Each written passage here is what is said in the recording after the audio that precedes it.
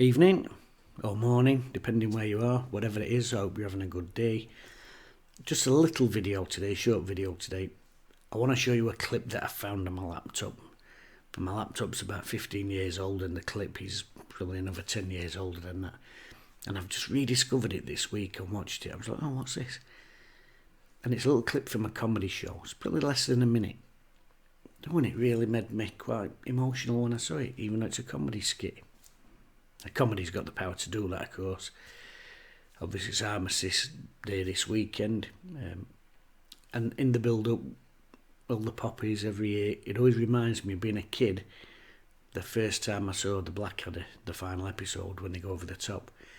Now, we'd done all about the war at school and history, but to me as a young, unengaged lad, it was just words on a page, and photocopied black and white photos that you could barely make out anything on there. And of course there was the war poetry, which didn't really speak to me. I wasn't connected on that level, the wording. So when this came out, because I'd watched the show, knew all the characters, loved the characters, when it got to the final episode it resonated deeper because I knew those characters. I felt like I knew them. And that's the power that comedy's got. And I still remember how I felt that night watching that episode, even now, all these years later, because I can remember going to bed quite upset. That's the power that comedy's got when it takes a serious theme. I mean, I could go on all night about comedy.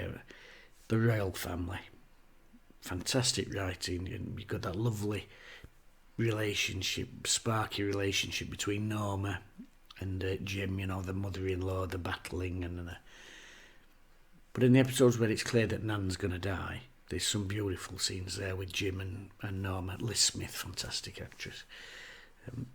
And equally, when I was a kid, there was another show. Like I said, I can go on. Hi-de-Hi was a show about 1950s British holiday camp.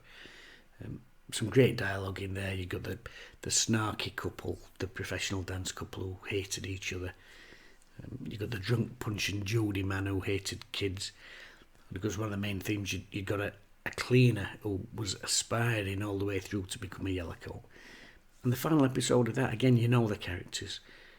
The camp shuts down, and it was showing how the British holiday industry was being shrunk as foreign travel became more readily available. And like I said, it was quite melancholy. It's quite a poignant ending, and comedy has that power. And even though this is only a short clip, maybe a minute long, I've watched it today and I was like, oh, how football's changed. Both as a game itself and how we digest it and consume it as supporters, and how it's affected our lives, and how much the game's changed even since this clip was made.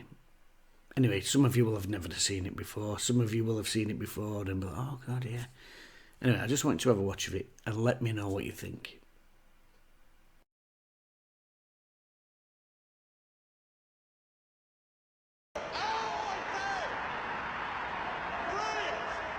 Manchester United, Blackburn Rovers, Wolverhampton Wanderers, Sheffield Wednesday, the Arsenal, isn't it? Tottenham Hotspur, Preston North End, Charlton Athletic, Crystal Palace, West Ham United. Reassuring names, aren't they?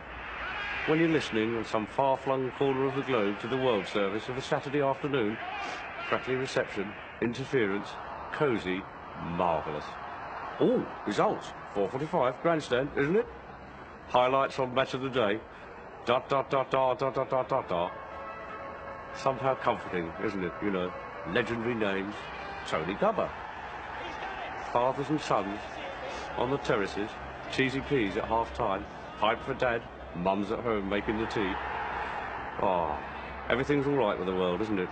Saturday afternoon is football.